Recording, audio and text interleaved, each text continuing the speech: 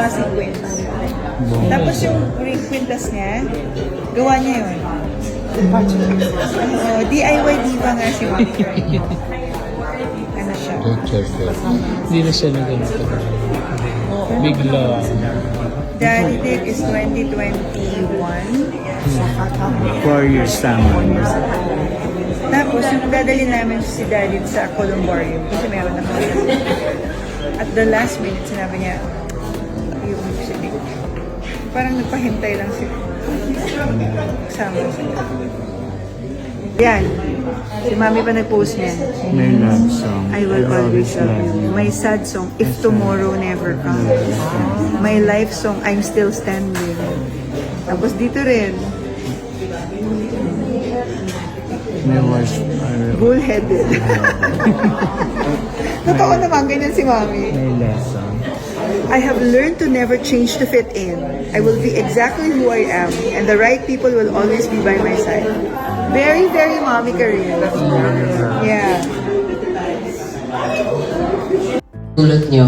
Sa mga kasayaw po niya, maraming salamat po sa inyo. At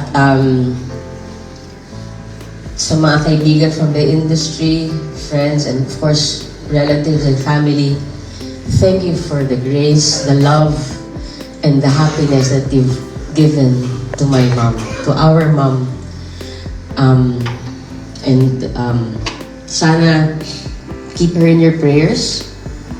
At sana huwag kayong magulat kung mag-text message pa rin siya sa inyo sa gitna ng gabi. Para tanungin, what is your favorite color? Or what's your favorite song? Maraming salamat po sa inyo.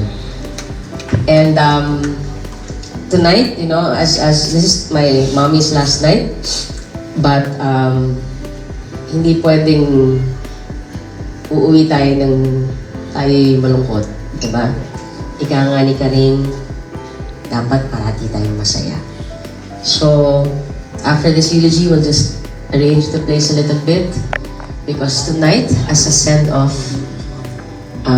it's Karing's big night. So, ready your shoes, your bottom outfit, and we'll see you at the dance floor. Thank you. Maraming salamat.